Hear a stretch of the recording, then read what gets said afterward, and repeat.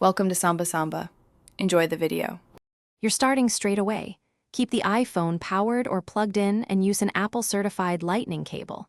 Connect to a Mac with Finder or a PC with iTunes. If iTunes prompts for updates, allow it. Once connected, do a quick visual check that the device still shows the recovery mode screen. Make sure you won't disconnect mid-process.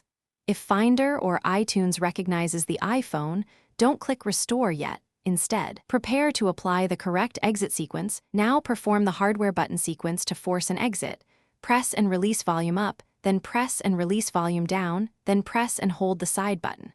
Hold until the Apple logo shows. This can take 10-30 seconds, so be patient. While it reboots, monitor Finder or iTunes, they might show a reconnect. Once the Apple logo appears, let go of the side button. If the device boots normally, you're done. Otherwise, follow the on-screen prompts on your computer next. If the iPhone returns to recovery or won't boot, use Finder or iTunes options. First, try Update to reinstall iOS without erasing content. This often preserves data.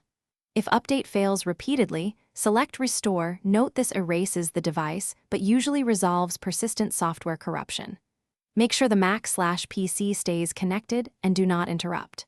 Troubleshooting tip: if actions still fail, swap the Lightning cable or USB port and retry.